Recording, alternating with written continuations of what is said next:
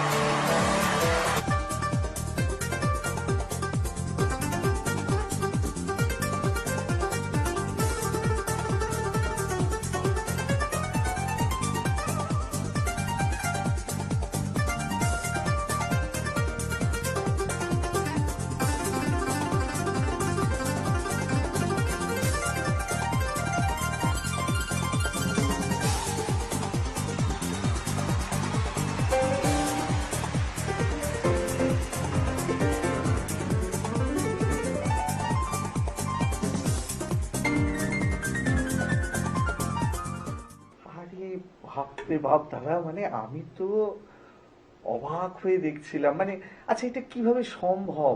এটা আমরা বহুদিন ধরে ছবি আঁকার সঙ্গে যুক্ত, এবং মনের একটা ইচ্ছা মানুষের সামনে শিল্পটাকে অন্যভাবে উপস্থাপনা করা। সবাই তো একদম। ক্যানভাস পেন্টিং, ঘরের মধ্যে একটা রুমের মধ্যে ছবি আঁকি। আমরা একটু লাইভ যদি মানুষকে কিছু আনন্দ দিতে পারি, অনেক মানুষকে, এবং নিছকই আনন্দ দেওয়ার ছলে এবং নিজের ভালো লাগার জায়গাটা তৈরি করার জন্যই আমরা মঞ্চে এই ধরনের প্রোগ্রাম করে থাকি আর কি। এবং আমার মনে হয় ছোট ছোট বাচ্চাদেরও হ্যাঁ, আঁকার প্রতি আরো অবশ্যই অবশ্যই আগ্রহ এই বাড়বে আর ধরনের কি। সহজে যে ছবি আঁকা যায়, বাচ্চারা যদি দেখে হুম, হুম, হুম। আরো বেশি আগ্রহ প্রকাশ করবে, এবং সহজে অ্যালফাবেট দিয়ে বা বিভিন্ন সহজে একটা আঁকার কিছু একটা পদ্ধতি যদি দেখে, হুম। বাচ্চারা বেশি আকৃষ্ট হয়, আকৃষ্ট এবং হবে। সেখানটা আঁকার একটা আগ্রহ প্রকাশ হয় আর কি। একদম। এবং আরো একটা ব্যাপার, মানে এই যে ধরুন ছোট ছোট বাচ্চারা, হুম, হুম। এরা ধরুন অনেকেই আছে যে হয়তো পড়াশোনার বই তাদের কাছে একটা হ্যাঁ, বড় হ্যাঁ, ব্যাপার আর কি, অবশ্যই। বেশ ভারী ব্যাপার। হুম। তো সেখানে যদি একটা হ্যাঁ, সহজভাবে ড্রয়িং যদি একটা করে drawing, হ্যাঁ। তারা যেমন একাধারে লেটারটাকেও Letter চিনলো, চিনলো, এবং আবার মজার আবার ছলে ছবি আঁকাটাও ছবি শিখলো। টাকাটাও শিখলো, মানে হ্যাঁ। সত্যি অসাধারণ। আচ্ছা আপনারা যে ধরুন এই শোটা করেন, এই শো এর কি কোনো নামকরণ দেন? হ্যাঁ, এই আমার শো এর নাম হচ্ছে ইউনিক মিউজিক ড্রয়িং শো। আচ্ছা, unique music music drawing drawing show. Show. যেহেতু আমরা আঁকার সাথে মিউজিকটাও হ্যাঁ, উপভোগ হ্যাঁ, করি অবশ্যই। এবং একদম অন্য রকম ভাবে, হুম, হুম। সেই জন্য অবশ্যই unique music drawing Drawing show. show। বেশ। দাদা, এরপরে আমরা কি মানে পাচ্ছি আর কি নিদর্শন? এরপরে আমরা মুখ দিয়ে ছবি আঁকবো। মুখ দিয়ে? হ্যাঁ, হ্যাঁ। আর বোধহয় তারপরে এটা পা দিয়ে ছবি পা আঁকবো। দিয়েও ছবি আঁকবেন, মানে মুখ, মানে হাত ব্যবহার করবেন না আপনি, তাই না, তো? না, না। মানে দুটো হাতের একটা হাতও ব্যবহার করবে না, অনলি মাউথ হ্যাঁ, অ্যান্ড লেগ, হ্যাঁ। এই দুটো দিয়ে আপনি ছবি আঁকবেন। হুম। সত্যি দর্শক বন্ধু, মানে আমি বুঝতে পারছি আপনারাও ভীষণ ভাবে আমার মতনই এক্সাইটেড যে কি নতুন কিছু দেখবো, আমি বুঝতেই পারছি। তাহলে চলুন আর কথা নয়, আমরা দ্বিতীয় নিদর্শনে সরাসরি চলে যাই।